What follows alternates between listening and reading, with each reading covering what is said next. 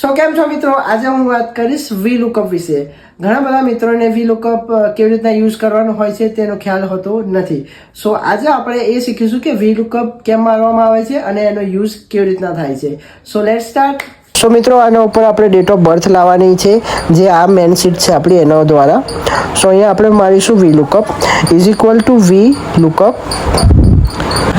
Employ code select કરીશું. Employ code select કર્યા બાદ આપણી જે મેન શીટ છે જેમાં મેન ડેટા આપણા હોય છે ત્યાં જઈશું.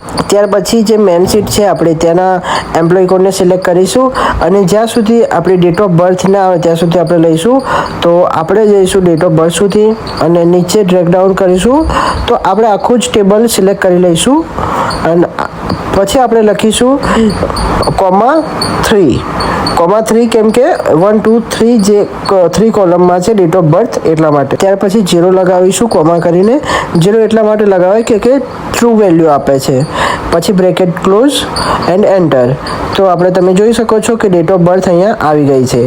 એન્ડ પછી ડ્રેગ એન્ડ ડ્રોપ કરીશું અને એન્ટર કરીશું તો ડેટ ઓફ બર્થ બધાની મળી જશે.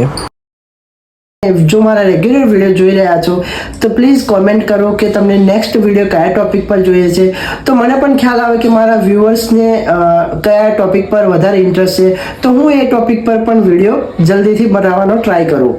સો પ્લીઝ તમે કોમેન્ટ કરવાનું ભૂલશો નહીં. એન્ડ વિડીયો સારો લાગ્યો હોય તો તમારા મિત્રો સાથે શેર કરો એન્ડ ચેનલને પણ સબસ્ક્રાઈબ કરી દેજો. ધન્યવાદ.